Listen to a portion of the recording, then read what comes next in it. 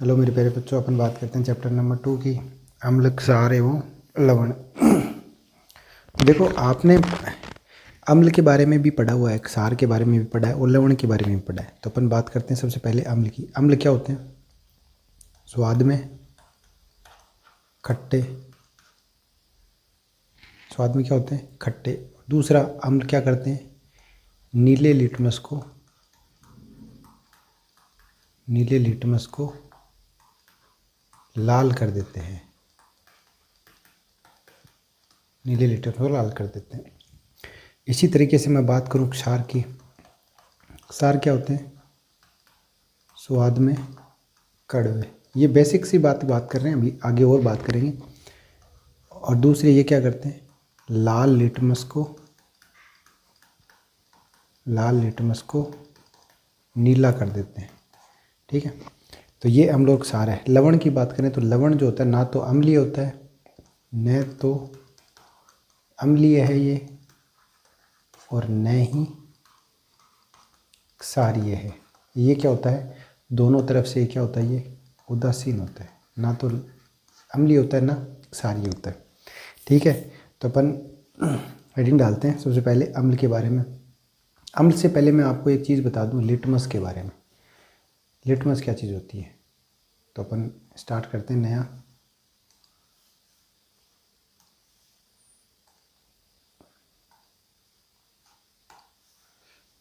बात करते हैं अपन लिटमस की। लिटमस क्या चीज़ होती है? ये लिटमस पत्थर जो होता है ये एक पौधे से प्राप्त होता है जिसका नाम है लाइकेन। लाइकेन या लीचन नाम से एक पौधा है, उससे प्राप्त होता है ये बैंगनी रंग का होता है। कौन से रंग का होता है? बैंगनी रंग का। और जब ये बैंगनी रंग का होता है, जब ये उदासीन होता है। उदासीन का मतलब अभी ये ना तो अम्लीय है, ये अम्लीय एसिडिटी मतलब अम्लीय भी नहीं है, और ये क्षारीय भी नहीं है। ना तो अम्लीय है और ना ही क्षारीय, दोनों ही है ये बैंगनी रंग का। अब अगर मान लो इसको मैं अम्ल में डाल दूं, किसमें? अम्ल में डाल दें, तब ये बैंगनी रंग जो है वो कैसा हो जाएगा? लाल हो जाएगा। अम्ल में डालते क्या हो जाएगा? लाल। अगर मैं इसको क्षार में डाल दूं, क्षार में डालते ये क्या हो जाएगा? नीला। किस कलर का हो जाएगा? नीला। अब अगर मैं बात करूं कि अगर मैं नीले लिटमस को अगर मैं अम्ल में डालता हूं तो लाल हो जाएगा। लाल लिटमस को अम्ल में क्षार में डालूंगा तो नीला। लाल वाला तो क्या हो जाएगा? नीला। और नीले वाला क्या हो जाएगा? लाल। तो कहने का मतलब अगर पूछे अपने से कि लिटमस पत्र जो होता है वो अगर ना तो अम्लीय हो ना क्षारीय हो, दोनों ही नहीं है, तब वो उसका रंग कैसा होगा? तब ध्यान रखना कौन सा रंग होता है उसका? बैंगनी। अगर अम्लीय हो जाएगा तब तो लाल, और क्षारीय हो जाएगा तब नीला हो जाएगा। अम्ल कौन कौन से होते हैं? एक होता है HCl, हाइड्रोक्लोरिक अम्ल। इसका नाम क्या? हाइड्रोक्लोरिक अम्ल। एक है H2SO4, इसको बोलते हैं सल्फ्यूरिक अम्ल। एक होता है HNO3, इसको बोलते हैं नाइट्रिक अम्ल। एक होता है CH3COOH, इसको क्या बोलते हैं? एसिटिक अम्ल। एक ये तो सारे हो गए अम्ल। अब अम्ल की पहचान क्या होती है? अम्ल की पहचान होती है ये पानी में अगर इसको घोलें अपन, इसका क्या बनाए? विलियन। विलियन किसके साथ में? पानी के साथ। इनका विलियन किसके साथ में बनाएंगे? पानी के साथ में। HCl को पानी में डालते हैं तो ये कौन सा आयन देता है? H+ आयन देता है। H2SO4 भी कौन सा आयन देगा? H+। HNO3 भी कौन सा आयन देगा? H+। और CH3COOH भी कौन सा देगा? H+। मतलब यहाँ से H+ आयन निकला है। जैसे मैं बात करूँ HCl की, तो इससे निकलेगा H+ प्लस में Cl माइनस। कहने का मतलब पानी के अंदर ये दोनों अलग अलग हो जाते हैं, हाइड्रोजन प्लस और क्लोरीन माइनस। ये पानी में आयन देते हैं। क्या देते हैं? ये आयन, H+ आयन और Cl माइनस है। इसी तरीके से मैं बात करूँ क्षार कौन कौन से होते हैं? क्षार होते हैं, एक तो होता है NaOH, सोडियम हाइड्रोक्साइड जिसको बोलते हैं, sodium hydro oxide. OH oxygen है ये, ठीक है। इसी तरह से KOH, के का मतलब पोटेशियम हाइड्रोक्साइड, पोटेशियम हाइड्रोक्साइड। इसी तरह से अपन बात करें MgOH कोष्टक 2, तो ये हो जाएगा मैग्नीशियम हाइड्रोक्साइड। इसी तरह से बात करें अपन CaOH कोष्टक 2 कैल्शियम हाइड्रोक्साइड। ये क्या होता है? ये होता है बिना बुझा चूना, याद करो, सॉरी बुझा हुआ चूना। ये कौन सा होता है? बुझा हुआ चूना। इसके बारे में वापस याद रखना, ये बुझा हुआ चूना होता है। अब देखो ये क्या देते हैं, ये OH माइनस आयन देते हैं। कौन सा आयन देते हैं? ये सब के सब देखो OH, इसके साथ में भी OH, ये OH माइनस आयन देते हैं, इसलिए इनका नाम क्या है? क्षार है। जैसे इनको पानी में अपन डालते हैं तो ये OH माइनस आयन देते हैं, और इनको पानी में डालते हैं तो ये क्या देते हैं? H प्लस आयन देते हैं, इसमें क्रिया करते हैं। अम्ल कौन से होते हैं ये पता रखना, HCl होता है, एक H2SO4 होता है, भाई इनके नाम पता रखना है। HCl हाइड्रोक्लोरिक अम्ल होता है, सल्फ्यूरिक अम्ल होता है, ये नाइट्रिक अम्ल होता है, इसी तरह से ये एसिटिक अम्ल होता है। ये चार ही है, ये चार के नाम याद रख लो, बहुत है। उसके बाद में क्षार कौन कौन से होते हैं? सोडियम हाइड्रोक्साइड, OH वाले, जितने भी OH वाले हैं वो सब के सब क्या होते हैं? क्षार। आप तो ये याद रखो, ये OH जहाँ पर लिखा हुआ ना, ये OH वाले जो है ना सब के सब क्या क्षार होते हैं? बस इसको छोड़ देना, इसको छोड़ देना, ये OH वाला ये नहीं है, ये एसिटिक अम्ल है, बाकी ये सब क्या होते हैं? क्षार। चाहे अम्ल हो, अम्ल तथा क्षार की अगर धातु के साथ अभिक्रिया किस तरह से होती है उसके बारे में बात करते हैं।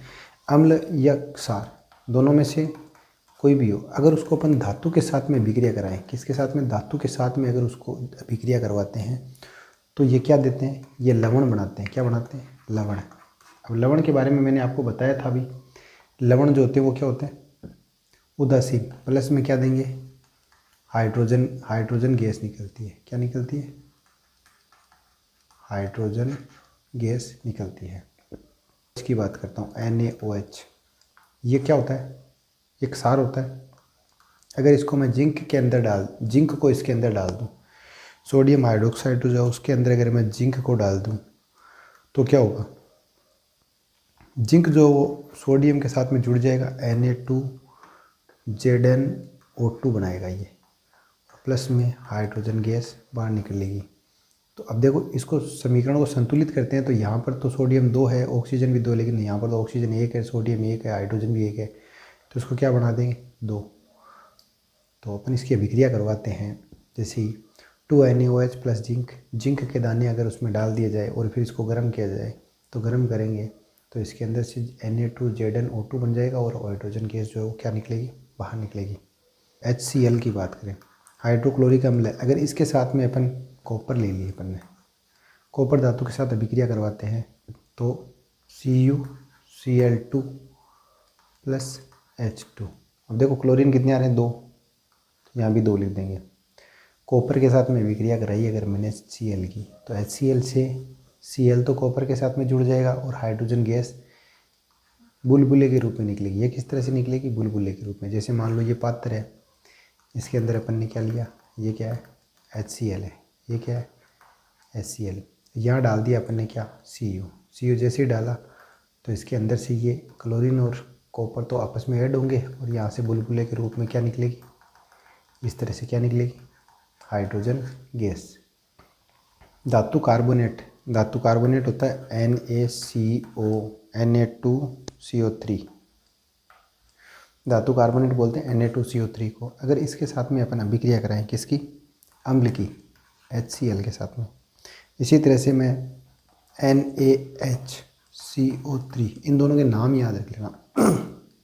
ये होता है सोडियम बाइकार्बोनेट, ये होते हैं सोडियम हाइड्रोजन कार्बोनेट, ये होता है हाइड्रोजन कार्बोनेट, ये होता है बाइकार्बोनेट, होता है हाइड्रोजन कार्बोनेट। इन दोनों की अगर अपन अम्ल के साथ अभिक्रिया कराते हैं तो क्या देते हैं? ये दोनों की जैसे अभिक्रिया करवाएंगे तो ये तो हो जाएगा NaCl, तो Na यहाँ से आया, Cl यहाँ से आया, तो इनको अपन बैलेंस करेंगे तो 2 यहाँ पे कर देते हैं, 2 Cl हो जाएंगे, 2 सोडियम हो जाएंगे, तो 2NaCl प्लस 2 हाइड्रोजन बच गई और एक CO3 बच गया, तो यहाँ से निकलेगी H2O और साथ में क्या निकलेगी? Carbon dioxide gas. इसी तरह से इसकी बात करें तो यहाँ पर भी NaCl प्लस में यहाँ से निकलेगा H2O प्लस CO2। तो देखो यहाँ पर ये क्या बना रहे हैं? अगर अम्लों के साथ या क्षारों के साथ अगर धातु कार्बोनेट हो, ये तो धातु कार्बोनेट हो गया, ये धातु हाइड्रोजन कार्बोनेट, ये क्या है? हाइड्रोजन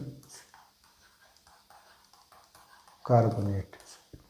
अगर इनके साथ में अपन अभिक्रिया करवाते हैं किसकी, अम्ल की या क्षार की, ये अम्ल है HCl हाइड्रोक्लोरिक अम्ल है, इसकी अभिक्रिया करवाई तो ये बना NaCl। NaCl होता है लवण, क्या बनाया, लवण। धातु कार्बोनेट के साथ में अम्ल की अभिक्रिया करवाई तो क्या बनाया, लवण। लवण के साथ में क्या बनाया, जल, और जल के साथ में क्या बनाई, कार्बन डाइऑक्साइड गैस। CaOH कोष्टक 2, ये क्या है, क्षार है। क्षार की अभिक्रिया किसके साथ में करवाते हैं, कार्बन डाइऑक्साइड के साथ में। अगर क्षार की अभिक्रिया अगर अपन कार्बन डाइऑक्साइड गैस को कौन सा चुनना है, बुझा हुआ चुनना, और ये कार्बन डाइऑक्साइड गैस है। अगर इस कार्बन डाइऑक्साइड गैस को चुनने के साथ में अगर या उसके ऊपर से गुजारें या गैस इसके साथ में मिलाएं, मिलाने का मतलब उसके अंदर से गुजारें तो क्या होगा, तो ये CaCO3 बनाएगा, कैल्शियम कार्बोनेट बनाएगा, और प्लस में क्या बनाएगा, जल। तो देखो वापस क्या बना रहा है, कैल्शियम कार्बोनेट।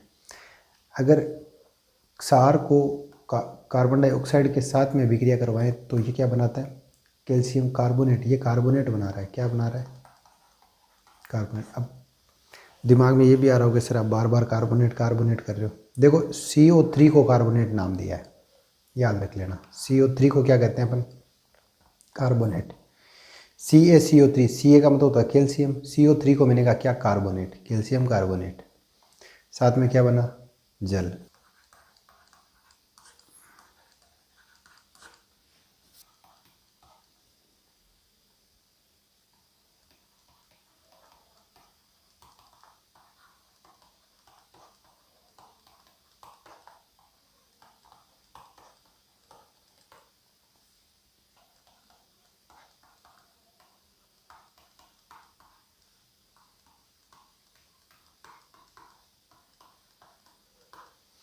अम्ल तथा क्षार आपस में क्रिया कैसे करते हैं।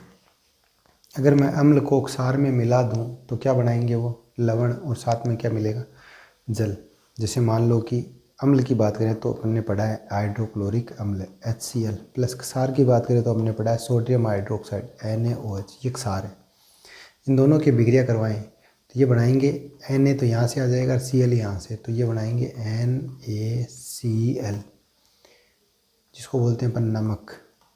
ये नमक होता है, सोडियम क्लोराइड। प्लस में क्या बनाएंगे, H2O।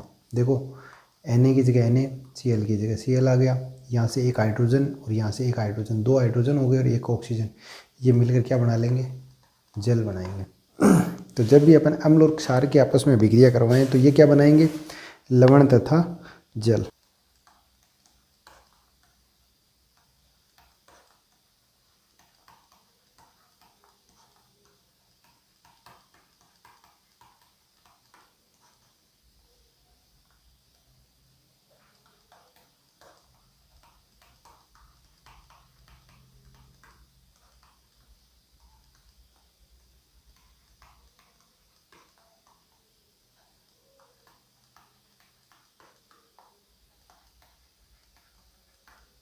अब बात करते हैं अम्ल के साथ में धात्विक ऑक्साइड, मतलब अम्ल और धात्विक ऑक्साइड। धात्विक ऑक्साइड मतलब धातुओं के ऑक्साइड, जैसे लोहे के ऊपर जंग लग जाती है वो धात्विक ऑक्साइड ही तो है।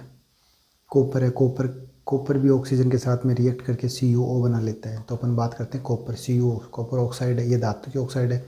इसकी अगर अम्ल HCl अम्ल होता है, इसके साथ अभिक्रिया करवाएं तो क्या बनाएगा, Cu, ये दो हो जाएंगे, Cl2, CuCl2 प्लस दो हाइड्रोजन यहाँ से, एक ऑक्सीजन यहाँ से, तो क्या बनेगा, H2O। तो ये तो हो जाएगा लवण, और ये क्या हो गया, जल। धात्विक ऑक्साइड की अगर अपन अभिक्रिया करवाएं किसके साथ में, अम्ल के साथ में, तो क्या बनाते हैं, लवण और जल। क्षार की अधात्विक ऑक्साइड के साथ में अभिक्रिया, जो क्षार होते हैं वो अधात्विक ऑक्साइड, अधात्विक मतलब जो धातु नहीं है, उन ऑक्साइड के साथ में अभिक्रिया करते हैं तो क्या बनाते हैं। जैसे मान लो अपन कोई भी अधात्विक ऑक्साइड लेते हैं, जैसे कार्बन डाइऑक्साइड, ये क्या है, कार्बन अधातु है। इसकी अगर किसी क्षार के साथ में अभिक्रिया, क्षार मतलब जैसे CaOH कोष्टक 2, ये क्षार है, OH आयन देता है ना, ये तो क्षार है। क्षार कौन से होते हैं, जो OH माइनस आयन देते हैं। जैसे अभिक्रिया कराएंगे अपन तो क्या बनाएंगे, ये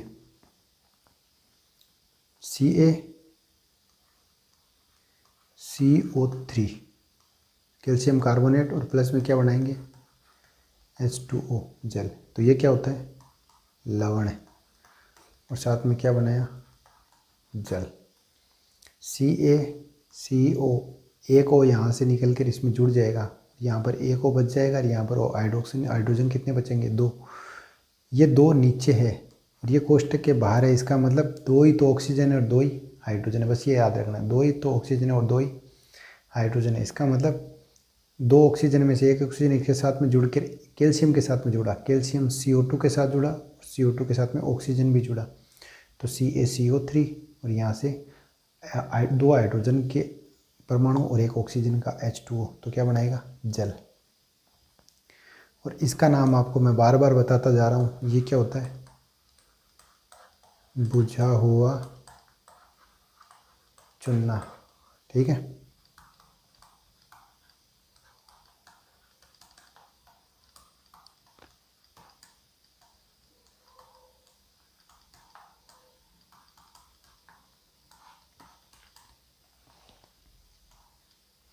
हम बात करते हैं विलयन के अंदर अगर अम्ल और क्षार जो होते हैं वो किस तरह से अपना प्रभाव दिखाते हैं या किस तरह से वो काम करते हैं। तो विलयन जितने भी होते हैं उनके अंदर अम्ल क्या करते हैं, जैसे अम्ल मैं कहूँ HCl हो गया, दूसरा मैं कहूँ HNO3 हो गया, सल्फ्यूरिक अम्ल हो गया जिसको H2SO4 कहते हैं, ये अम्ल हो गया।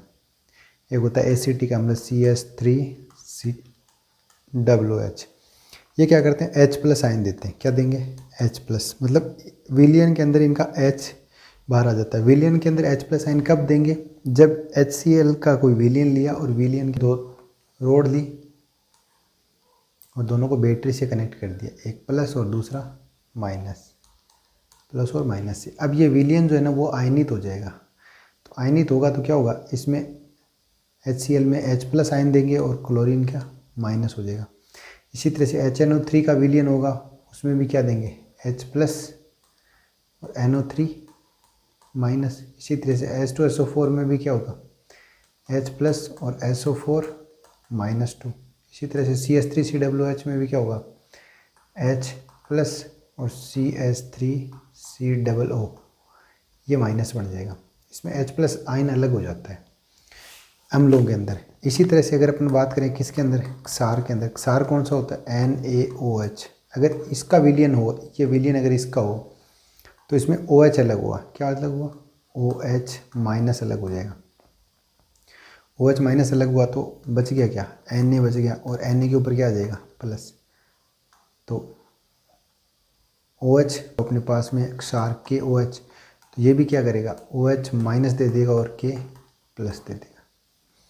तो विलयन के अंदर अम्ल और क्षार जो होते हैं वो अम्ल तो H+ आयन देते हैं, 1 नंबर का सवाल पूछ सकते हैं अम्ल तथा क्षार विलयन में कौन से आयन देते हैं, तो अम्ल तो कौन से आयन देंगे H+ और क्षार कौन से आयन देंगे OH-, ये याद है। अम्ल तथा क्षार के आयन, अम्ल विलयन के अंदर कौन से आयन देते हैं, क्षार विलयन के अंदर कौन से आयन देते हैं, ये अपने को पता चल गया।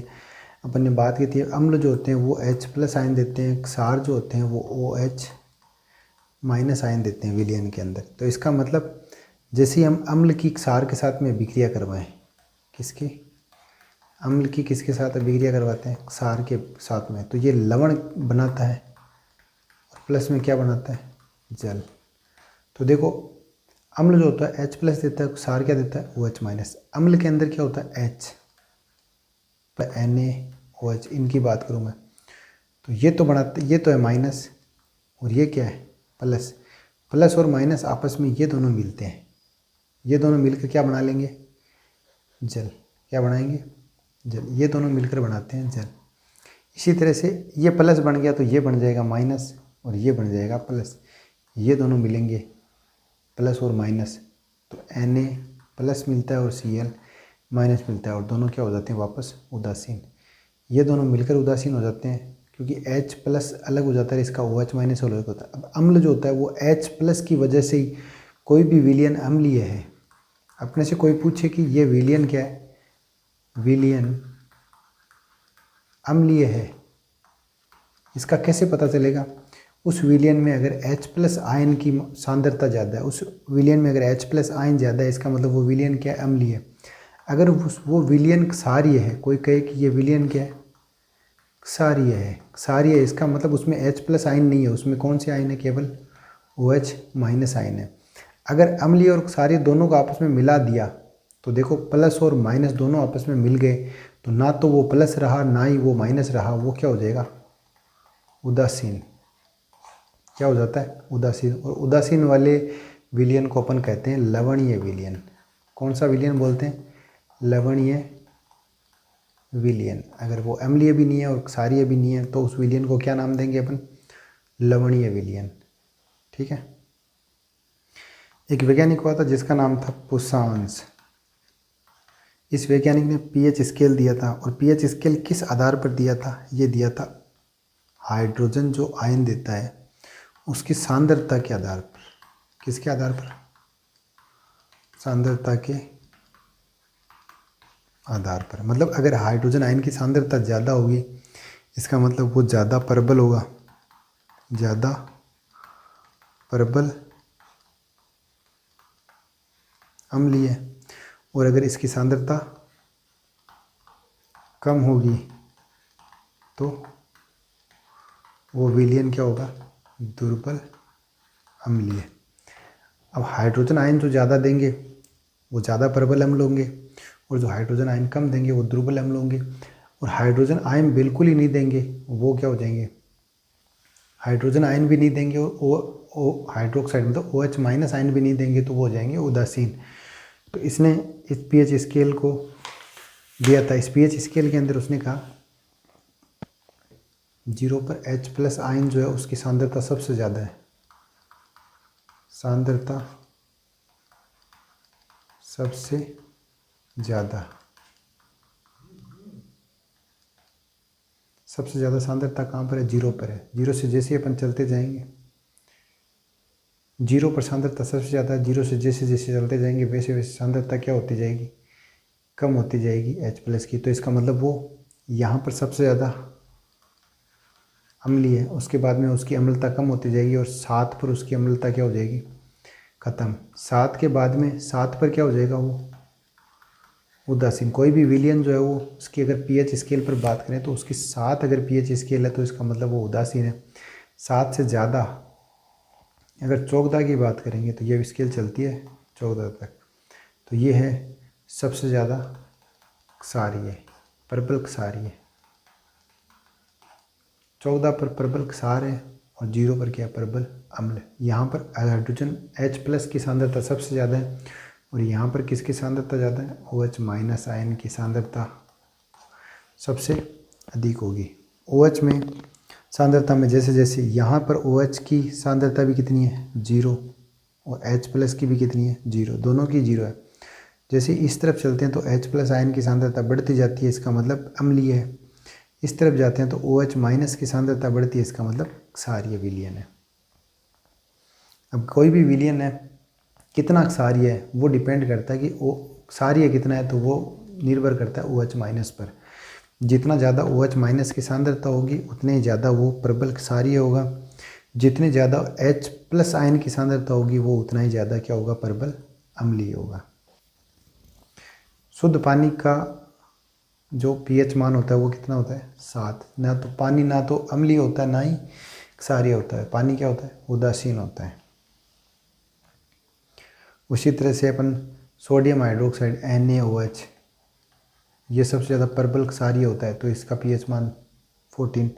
इसी तरह से सबसे ज़्यादा अम्लीय कौन होता है, HCl H2SO4 ये सबसे ज़्यादा प्रबल अम्लीय है, तो ये लगभग 1 के आसपास होते हैं। एक सवाल आता है कि क्लोर क्षार प्रक्रिया किसे कहते हैं। क्लोर क्षार प्रक्रिया किसे कहते हैं, क्लोर क्षार प्रक्रिया कहते हैं कि सोडियम क्लोराइड जो NaCl है, इसका नाम है सोडियम क्लोराइड। अगर इस सोडियम क्लोराइड को मैं जल में घोलते हैं, अपन जल के अंदर क्या करते हैं, इसको घोलते हैं, और अब इसके अंदर अपन 2 तार लेकर इसमें क्या प्रवाहित करते हैं, विद्युत धारा, विद्युत धारा। NaCl इसमें डाला, इसमें और क्या है, जल है। और जैसे मैंने विद्युत धारा प्रवाहित की तो विद्युत धारा प्रवाहित करने से क्या पैदा हो जाएगा, NaOH, सोडियम क्या पैदा हो जाएगा, सोडियम हाइड्रोक्साइड। सोडियम हाइड्रोक्साइड क्या होता है, क्षार। तो हमने NaCl के साथ में जल मिलाया और उसके अंदर जैसे विद्युत धारा प्रवाहित करी, विद्युत धारा का मतलब ये बैटरी है, ये क्या बैटरी का एक प्लस और दूसरा माइनस, इसके अंदर जैसे ही लगाई धारा बहने लगी, जैसी विद्युत धारा प्रवाहित होती है सोडियम हाइड्रोक्साइड उत्पन्न होता है। और इसी प्रक्रिया को क्या कहा जाता है, इसी प्रक्रिया को क्या कहा जाता है, क्लोर क्षार। क्या कहा जाता है, क्लोर क्षार। देखो क्लोर का मतलब इसमें अंदर से सोडियम से क्लोरीन अलग हो जाती है और ऑक्सीजन और हाइड्रोजन का समूह इसके साथ में जुड़ जाता है। क्लोरीन अलग हो गई और इसके साथ में ऑक्सीजन और हाइड्रोजन जुड़ जाते हैं, इसीलिए इसका नाम है क्लोर क्षार। क्लोर पहले क्लोरीन थी और बाद में क्या बना दिया इसने, क्षार बना दिया, तो इसीलिए इसका नाम है क्लोर क्षार प्रक्रिया।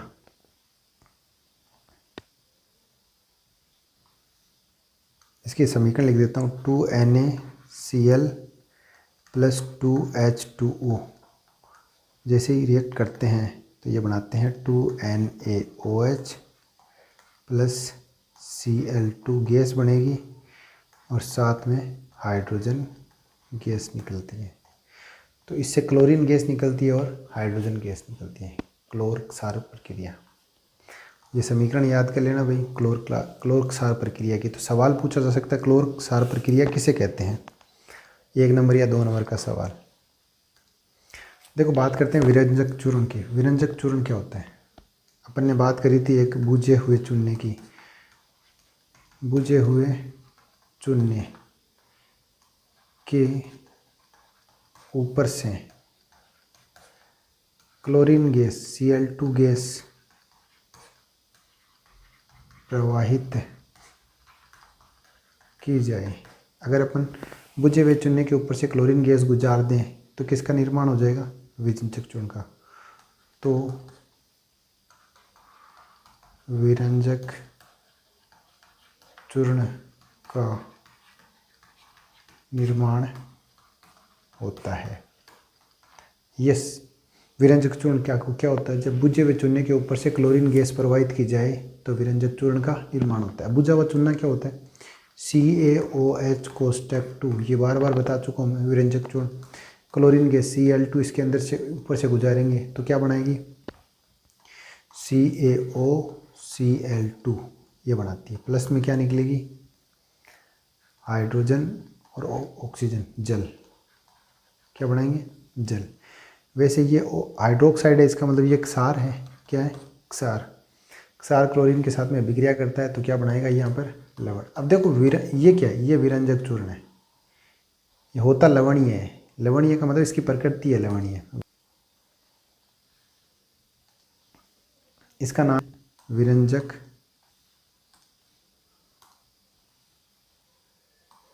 इसका नाम ही है विरंजक चूर्ण। विरंजक चूर्ण। विरंजक चूर्ण क्या काम आता है, कपड़ों पर लगे दाग धब्बे हटाने के काम आता है। किसी कपड़े का अगर अपने को कलर पूरा उड़ाना हो तो कलर उड़ाने के काम आता है, मतलब उसका कलर पूरा का पूरा साफ करने के काम आता है। ये रासायनिक उद्योगों में काम में लेते हैं इसको।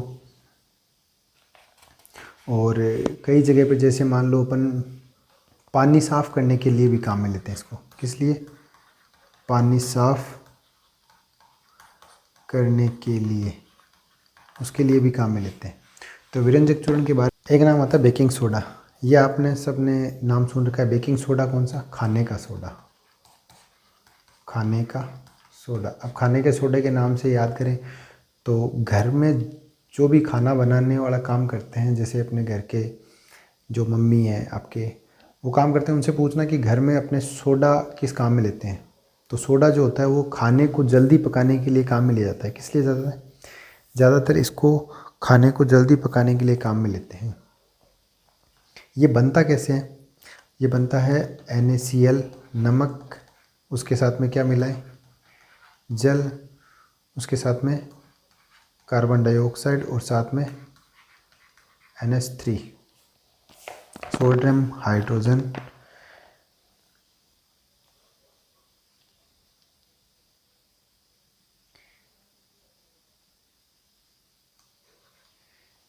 ये बनता कैसे है? NaCl plus H2O plus CO3 plus NH3, इनकी विक्रिया कराने पर NH4Cl प्लस NaHCO3, इसी का नाम है baking soda, sodium hydrogen carbonate. क्या नाम है? सोडियम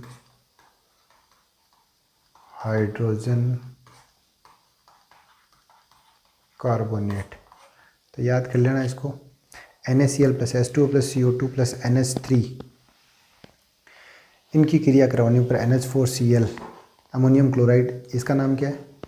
यह है ammonium chloride, ammonium chloride. Sodium, इसका नाम है सोडियम कार्बोनेट, इसका नाम क्या है? Sodium carbonate. धोने का सोडा Na2CO3.10H2O, ये इसका सूत्र होता है धोने के सोडे का, और इसका नाम है सोडियम कार्बोनेट। धोने का सोडा जो होता है वो घरों में साफ़ सफाई करने के लिए काम आता है, जिस साफ सफाई के लिए काम में लेते हैं, काम में लेते हैं।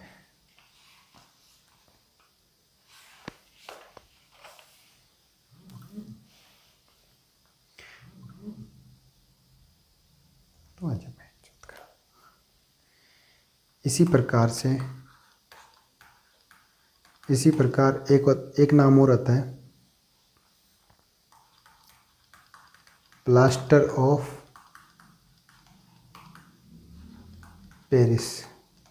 प्लास्टर ऑफ पेरिस के अंदर से जो सवाल आता है वो आता है प्लास्टर ऑफ पेरिस का सूत्र। तो इसका सूत्र जो है वो आपको याद रखना है, CaSO4.12H2O, ये इसका सूत्र है, CaSO4.12H2। ये प्लास्टर करने में काम आता है। प्लास्टर आप जानते ही हो, किसी की हड्डी टूट जाती है हाथ की, पाँव की, इसका सूत्र सबसे ज़्यादा बार पूछा गया है, CaSO4.12H2O। इसका सूत्र याद रख लेना। देखो यहाँ पर ये आधा H2O है, आधा का मतलब ये पानी का जो अणु है ये आधा अणु है। वैसे आधा अणु होता नहीं है, एक्चुअल में एक ही अणु होता है, लेकिन एक अणु कैसे बनाएंगे इसको? 2CaSO4.H2O, इस तरह से होता है ये। लेकिन उस सूत्र को लिखने के अंदर CaSO4.12H2O ऐसे ही लिखते हैं अपन। ये प्लास्टर ऑफ पेरिस है। प्लास्टर ऑफ पेरिस जो काम कैसे करता है, ये चूर्ण के रूप में होता है। किसके रूप में? चूर्ण के रूप में। जैसे ही इसके अंदर अपन पानी मिलाते हैं, और पानी मिलाने के बाद में जैसे थोड़ी देर बाद ये क्या बन जाता है? जिप्सम, और जिप्सम बनकर ये क्या हो जाता है? कठोर। जैसे मैंने कहा CaSO4.12H2O, इसके अंदर अपन ने क्या मिला है? पानी। जैसे ही पानी मिलाते हैं तो ये बनता है CaSO4 की जगह हो जाएगा 2H2O, बस ये जिप्सम है। तो ध्यान रखना, प्लास्टर ऑफ पेरिस का सूत्र तो आपको लिखना है ये वाला, और अगर जिप्सम का सूत्र पूछे तो आपको लिखना है ये वाला। जिप्सम में ध्यान रखना 2H2O होता है, और प्लास्टर ऑफ पेरिस में 1/2H2O होता है, बस इतना सही फ़र्क है। अब अगर अपने को कोई ये पूछ ले कि